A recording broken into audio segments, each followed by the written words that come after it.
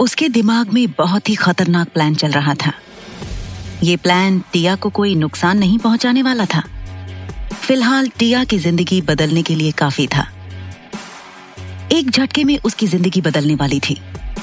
उसके लिए तो अश्वथ एहित आर्यन एक मसीहा था जिसने उसकी इज्जत बचा ली थी। पर अश्वथ राक्षस से कम नहीं था, वो बहुत खतरनाक था।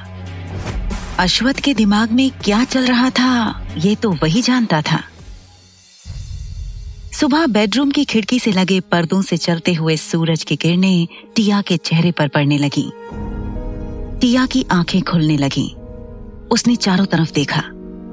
खुद को कहीं और देखकर वो घबरा गई और तुरंत उठ गई। अश्वथ बेडरूम के सोफे पर बैठकर अपनी गोद में लैपटॉप लेकर काम कर रहा था। टिया ने खुद को देखा और जल्दी से ब्लैंकेट से खुद को ढक लिया। दरअसल उसके घाव पर दवाई लगाने के बाद उसे कपड़े नहीं पहनाए गए थे। टिया उल्टा पुल्टा सोचने लगी। उसकी नजर काम कर रहे अश्वथ पर पड़ी। वो आंखें फाड़ फाड़ कर देखे जा रही थी। उसने अपनी जिंदगी में इतना हैंडसम इंसान नहीं देखा था। अश्वथ के चेहरे पर अलग ही नूर था जो उसे सबसे अलग बनाता था। टिया को रात की याद आई।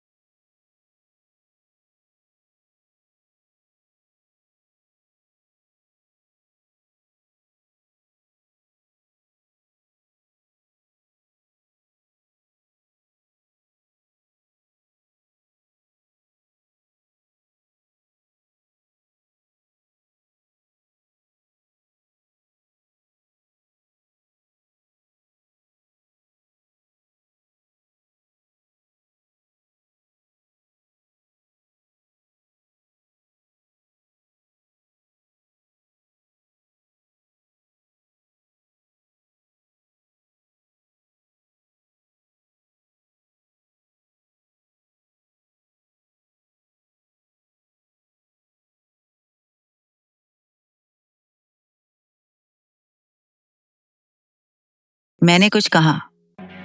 तुम अब मेरी चीज हो। तुम्हें मेरी सारी बातें माननी होगी। मुझे पता है तुम्हारे घर वालों को तुम्हारे जीने और मरने से कोई फर्क नहीं पड़ता और तुम्हारे पास रहने के लिए कोई ठिकाना भी नहीं है। तो मेरा काम तुम्हें करना ही पड़ेगा, समझी? तो टिया डर गई और जल्दी से अपना सिर हाँ में हिलाया। वो कर भी क्या सकती थी? वो बुरी तरह से फंस चुकी थी। अश्वथ सही कह रहा था। अगर वो घर जाती तो उसकी सौतेली माँ और बहन उसे घर से निकाल ही देते। फिर पता नहीं वो कहां भटकती रहती। इसलिए उसने हाँ में सिर हिला दिया। तभी अश्वथ ने कहा, वेरी गुड, वो बाथरूम में जाओ और जाकर नहा लो। जाओ। टिया कंफ्यूज थी और डरी हुई थी। उसने ब्लैंकेट को कसकर पकड़कर ओढ़ा हुआ था।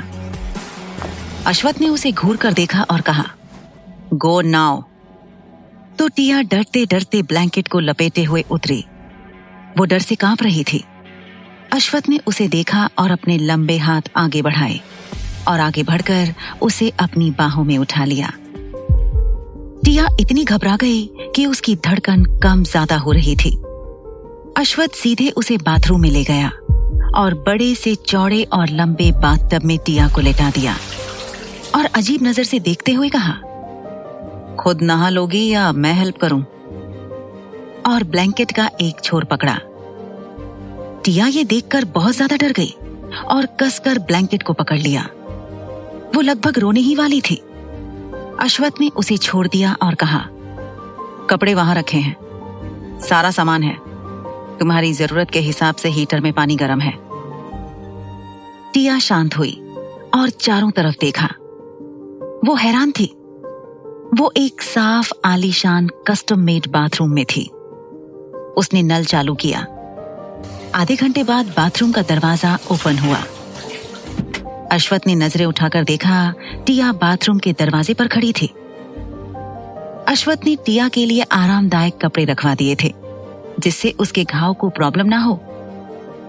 अश्वथ इस वक्त विक्टर के भेजे हुए टिया के बारे में इंफॉर्मेशन को पढ़ रहा था। तभी अश्वथ ने कहा, वहां क्यों खड़ी हो?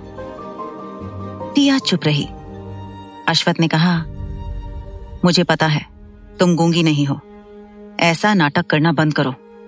मुझे वो लोग बिल्कुल पसंद नहीं है जो गूंगे बहरे की तरह बिहेव करते हैं। टिया डरते हुए आगे बढ़ने लगी। अश्वथ उसकी कछुए की चाल देखकर बोला, अगर ऐसे ही चलोगी तो मेरे सामने पहुंचने के लिए तुम्हें 4 साल लगेंगे। टिया जल्दी से आई और उसके सामने एक आज्ञाकारी स्टूडेंट की तरह खड़ी हो गई, जैसे अश्वथ उसका कोई टीचर है जो उसे इंस्ट्रक्शन दे रहा हो। अश्वथ ने उसे सर से पांव तक देखा और बोला, भूख लगी है? टिया चुप रही। अश्वथ उसे देखते ही समझ गया था कि वो बहुत ही संकोची लड़की है और बहुत ज्यादा सेंसिटिव भी। उसने लैपटॉप नीचे रखा और खड़ा हो गया। टिया ने उसे देखा कि अश्वथ उसकी हाइट से बहुत ज्यादा लंबा था। उसे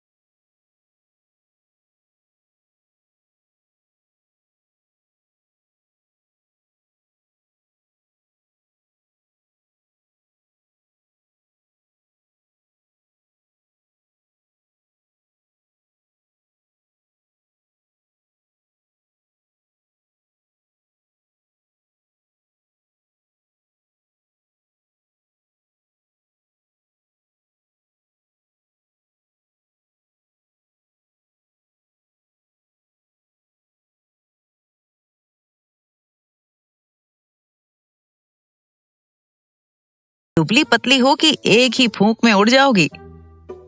तो आदित्य ने टिया को देखा और खाना छोड़कर टिया को फूंक मारी। उसकी इस हरकत से सब हैरान थे। टिया को तो वो बड़ा अजीब लगा। आदित्य बोला, दादाजी आप तो कह रहे थे कि उड़ जाएगी, पर ये तो यहीं पर है। आपका लॉजिक गलत निकला। भले ही मेरी भाभी दुबली पतली हैं, इसका मतलब ये नहीं है कि उन्हें कोई भी एक ही फूंक से उड़ा देगा। टिया को कुछ समझ नहीं आ रहा था। उसका तो मन कर रहा था कि वो वहां से भाग जाए। तभी अश्वथ बोला, खाना खाओ और ठीक से खाओ। उसने जानबूझकर सर्वेंट से टिया को बहुत ज्यादा ब्रेकफास्ट सर्व करवाया था, ताकि टिया पेट भरकर खा सके। टिया धीरे धीरे खाने लगी। ब्रेकफास्ट सच में हेल्दी और टेस्टी था। उसकी नजर आदित्य पर पड़ी, जो बड़े अजीब तरीके से खाना खा रहा था। उसकी हंसी छूट गई। सब उसे ही देखने लगे।